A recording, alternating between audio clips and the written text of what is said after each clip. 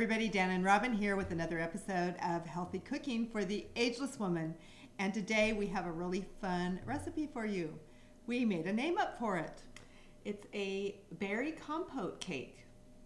It's really yummy and satisfying. It's a very moist cake because you're using berries.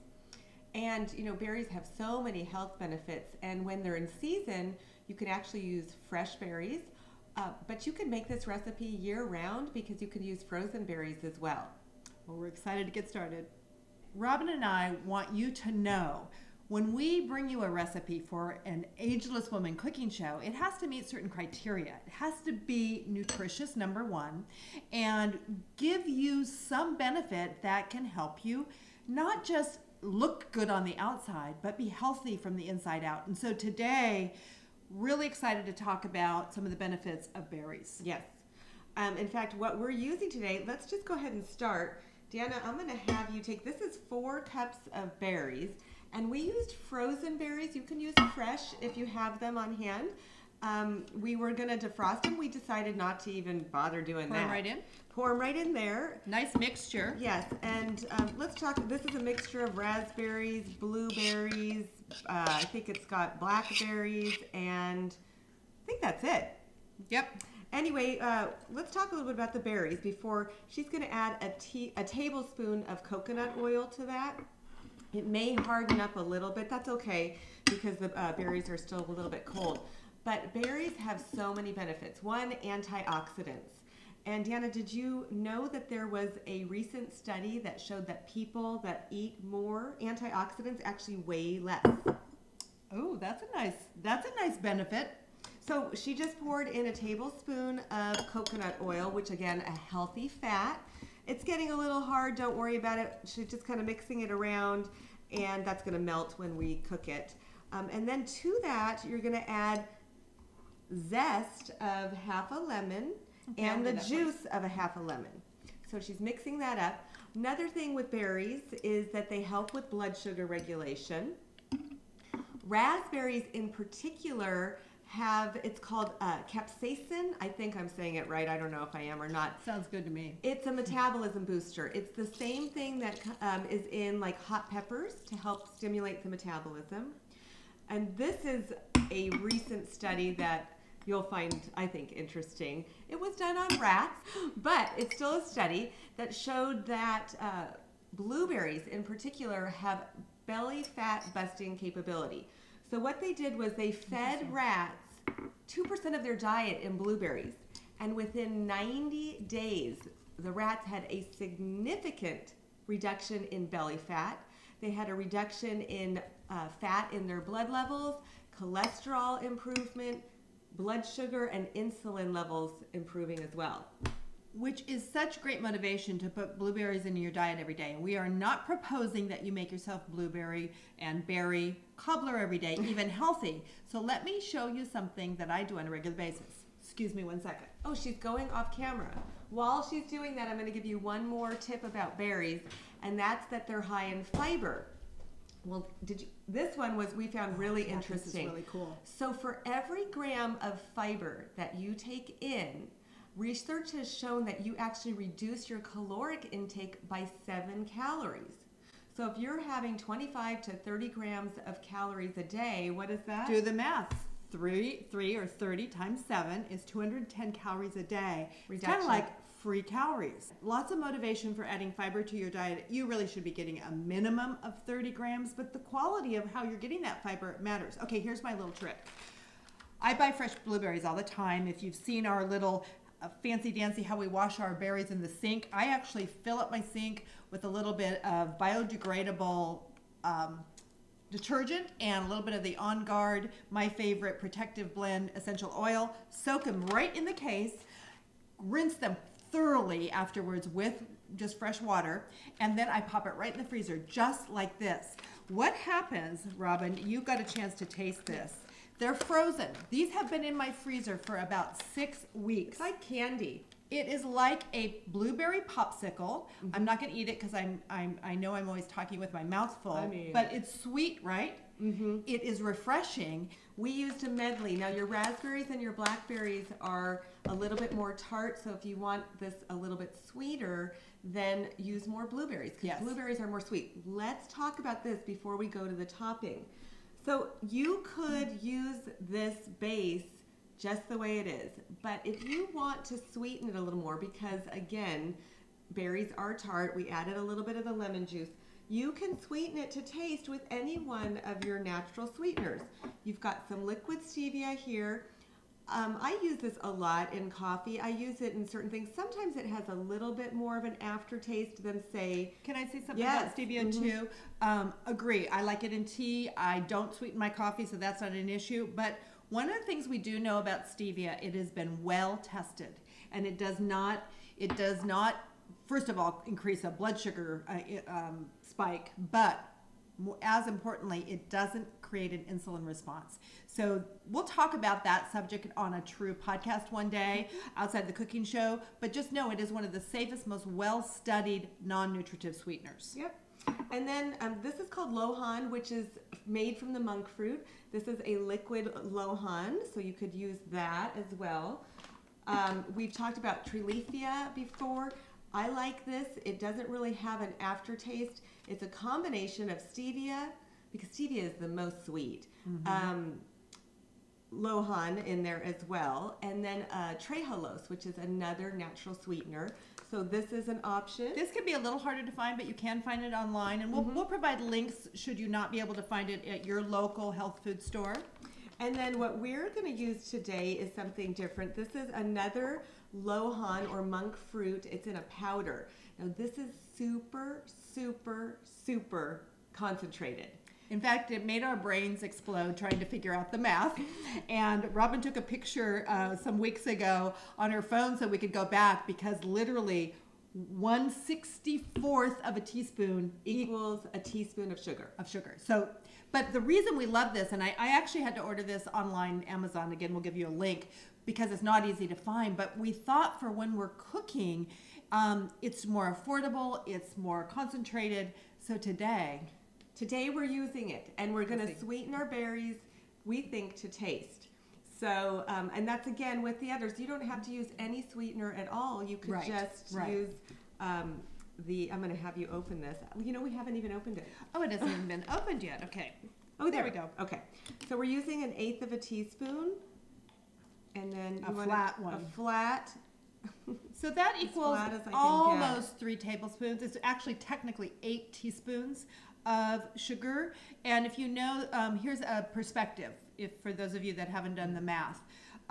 4 tablespoons will equal 1/4 of a cup of sugar, or actually 4 tablespoons equals 1/4 of a cup. So in this case, since we're doing teaspoons, this is under 1/4 a cup. Okay, I'm a little afraid. If you give me that little teeny, look at this little teeny spoon. I'm gonna because I want to make sure, if you're using something this concentrated, you're gonna want to make sure you're really sprinkling it all over the place so that you're not getting it in one, just one little concentrated area. So I'm just doing this little sprinkle thing here, and then she'll mix it. I'm gonna mix it up, and we're gonna do a quick taste. You see us tasting our own food a lot because we're not in a restaurant, we're not catering. This is all about food for home, and we're so excited about this recipe. As not always, but as occasionally, we are fine-tuning this recipe right here before your eyes today. Okay, you want to grab one of the maybe the blueberries or something, Robin, and see what you think. Well, I'm going to grab a raspberry. Yeah, raspberries are more tart. So tell me what the difference is. It's cold. It's cold. It's so cold she's getting a brain freeze. Okay, I'm going to try one too. Oh, I don't think we wanted any sweeter. No, I think it's plenty. And again, you have to use a sweetener that your taste buds prefer, but you do get used to them. Yes. Okay, what's our next step? Okay, our next step is we're going to make the topping, and let's talk a little bit about that, because we are using coconut flour. We're today intentionally making a topping that is not high in carbohydrate, that won't spike your insulin levels. I mean, it's going to be a low carbohydrate, high fiber crumble on the top. Great. Because again, and a little protein. And we talk about anything, when you're grain-free, this is a grain-free topping. It's going to help keep your insulin levels in check. It's going to help keep your hormone levels in check. It's not going to be toxic to your body. So again, that's why we're using a grain-free topping. So we've got 4 eggs beaten. Okay, so I've already. And we're going to put put that that. up a little bit. We're going to put.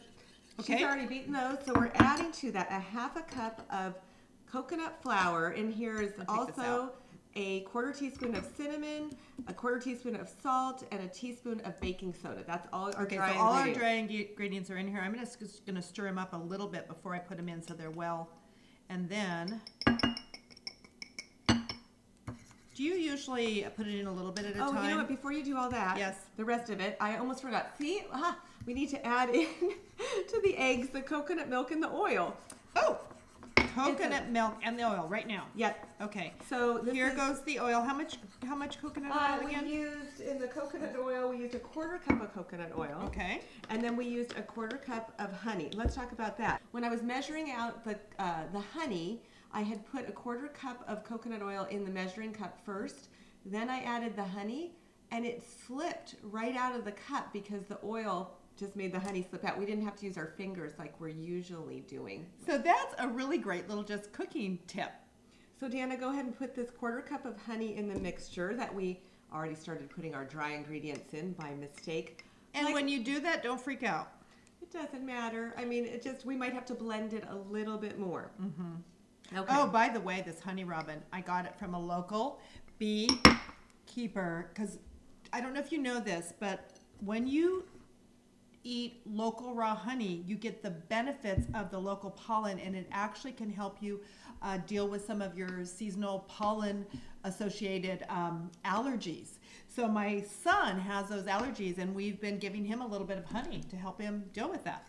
Okay. Okay, she's going to mix that up, but before we add the rest of our dry, which we should have waited, I want to add one more liquid, which is going to be our vanilla. Okay, I'm just mixing a little bit because I know I was a little premature on that. I'm going to mix while you measure. Okay, so how much vanilla?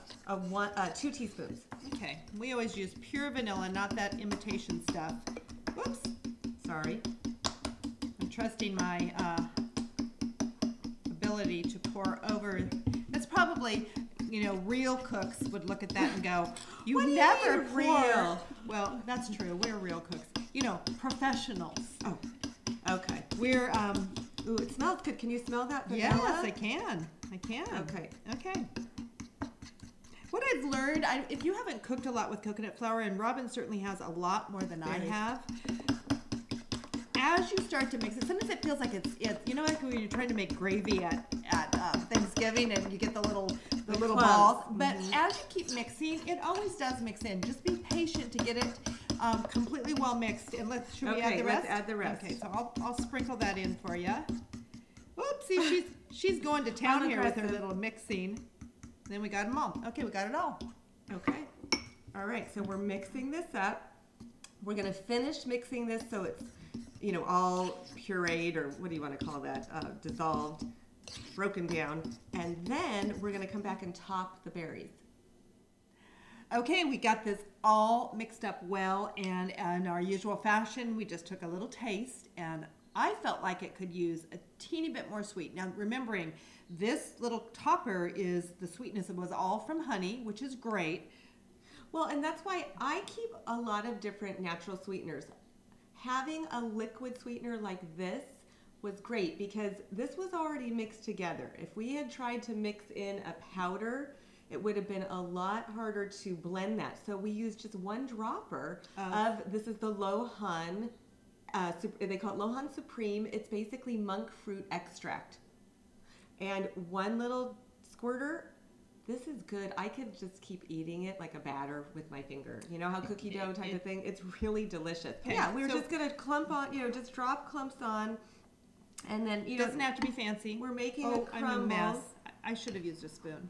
Oh. You didn't see me do that, did you? We're just... you do it with your spoon. We're just putting it on like a batter. We'll spread it a little bit so that it's, kind of even.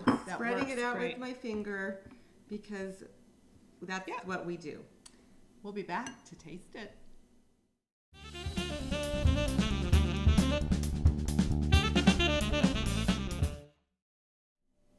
Well, we completed our baking in the oven and we did something special today. Now, remember how we talk about eating healthy and following your plan 90% of the time, and then 10% having a little fun and going off of maybe your full eating plan? Well, today that's what Dan and I are doing. We added a little bit of vanilla ice cream. This is about 2 tablespoons is all. Neither of us have any problems with tolerating dairy, so we felt like having just a little bit of extra today. You know, on our Ageless Woman Detox program, you're really able to find out what foods your body can tolerate and what you can't. Exactly, because we actually have you eliminate so many foods that are common food sensitivities. One, because when you're detoxing your body, you're wanting to rest it from digesting a lot of things, but you're also able to discover amazing things. So as you re-enter one item at a time, you will discover if in fact something like dairy is causing you problems. For us, not so much. We're happy. And then talking about the 10% of kind of the fun food, the 10% that allows you to have flexibility in your diet and still be healthy, this really is only probably, oh my gosh, 25, 30 calories worth of ice cream. I didn't look at the package, Robin, how much fat is in it, but I mean, not maybe 50 at the worst. So what's 10%? Let's say you're trying to lose 5, 10, even 50 pounds, and your daily caloric intake is about 1,500 calories, so that you can burn, you know, intake, so you can burn a little bit more calories than you're eating. Well, 10% would be 150 calories. So we've just used less than a third of that today. It's not that we have to eat 10% every day. You might have a weekend or a special night out where you have your 30% for 3 days. I mean, Deanna, I don't do it. I mean, I don't eat my 10% every day. For Right. me, I follow my eating plan 90% of the time, and then a special occasion will come up, and say I'm at a summer barbecue or something, and I want some tortilla chips, which I don't normally eat. That would be my 10% at that point. So the point is, you could do it once a day and just have 10%, or you could not maybe do it once every 4 days and have a little larger portion because you're doing something special. Well, this is a fun, again, extra treat, very nutritious, and we're going to tell you what we think about the taste. So hang on, because we have to take our first bite.